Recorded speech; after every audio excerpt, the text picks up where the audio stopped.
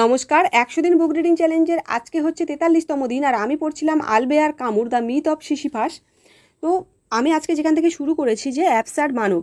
তো এখানে কামু একটি নতুন আর কি প্রশ্ন করেন যে যদি মানুষ মেনে নেয় যে জীবনের সব প্রশ্নের চূড়ান্ত উত্তর নেই, তাহলে সে কেমন করে জীবনযাপন করবে। তো কামুর মতে যে অ্যাবসার্ড মানুষ এমন একজন যিনি বাস্তব থেকে পালাতে চান না।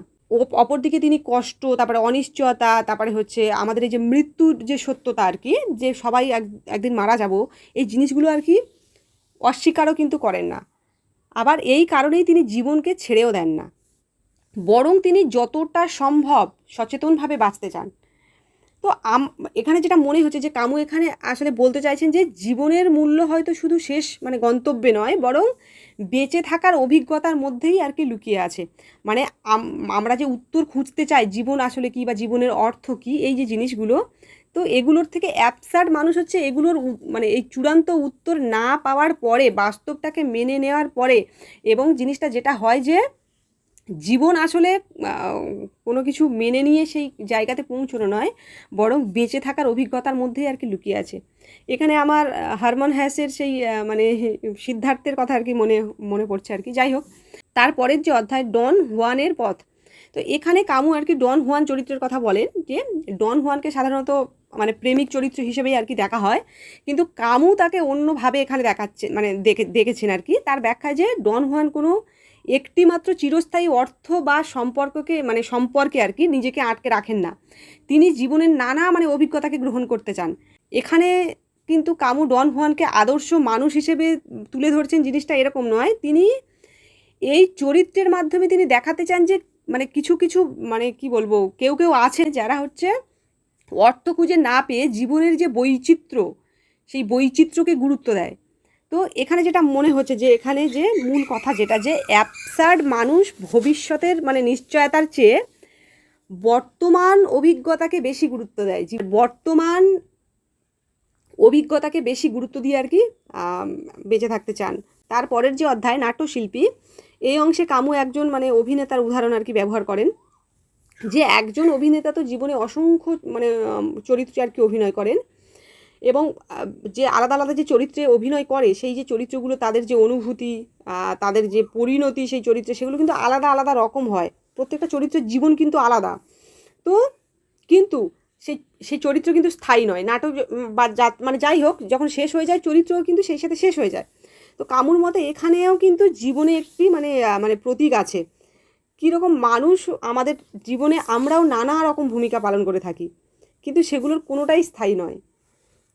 তো সেই জন্য আর কি যে সময়টুকু আছে সেটিকে আন্তরিকভাবে আর কি তার মধ্যে বেঁচে থাকাটাই হচ্ছে বুদ্ধিমানের কাজ। তো তারপরের যে অধ্যায় আধিপত্য, এখানে কামু এমন একজন মানুষের কথা বলেন যে যিনি নিজের কাজ, সিদ্ধান্ত, জীবনের দায়িত্ব নিজেই আর কি নিতে চান। তো এখানে যে জিনিসটা মনে হয়েছে যে আধিপত্য কিন্তু অন্যের ওপর আর কি কি বলবো, চাপিয়ে দেওয়া বা ক্ষমতা দেখানো, এরকম ব্যাপার নয়। এখানে এটা বলা হয়নি আর কি। বরং বলা হচ্ছে যে নিজের জীবনের ওপরে নিজের কর্তৃত্ব প্রতিষ্ঠার কথা এখানে বলা হয়েছে। তো কামুর মতে যে যখন মানুষ বুঝতে পারে যে সব প্রশ্নের উত্তর তার জানা নেই, এই পরিস্থিতিতে তখন কিন্তু সে নিজের সিদ্ধান্ত নিজে নিতে পারে। তো এই স্বাধীন সিদ্ধান্ত নেওয়ার মধ্যেই কিন্তু মানুষের মর্যাদা আছে।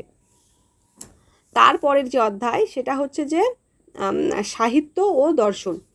এই অংশে এসে যেটা মনে হয়েছে যে কামু দর্শন আর সাহিত্য এদের একে অপরের আর কি প্রতিদ্বন্দ্বী হিসেবে দেখেন না। তিনি আসলে বলতে চান যে মানুষের জীবনে আর কি জীবনকে বোঝার জন্য দুটোরই আলাদা আলাদা ভূমিকা আছে। দর্শনের যেমন ভূমিকা রয়েছে, সাহিত্যেরও তেমন রয়েছে।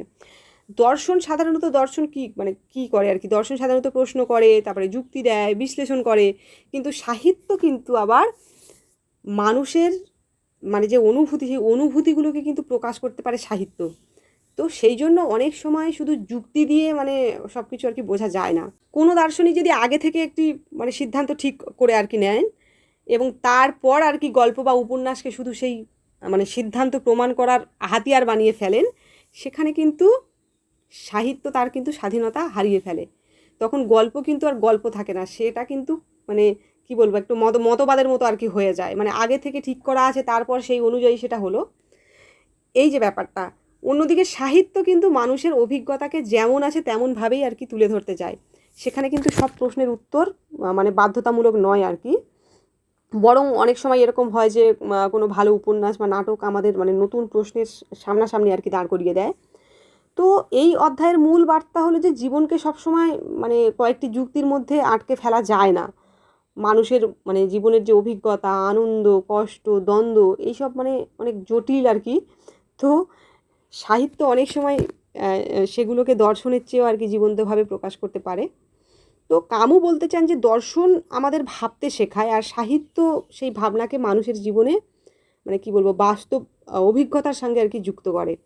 তো আর এই দুটো একসাথে থাকলেই আমরা মানে মানুষ আর কি আমাদের জীবনকে আরও গভীরভাবে আমরা বুঝতে পারি।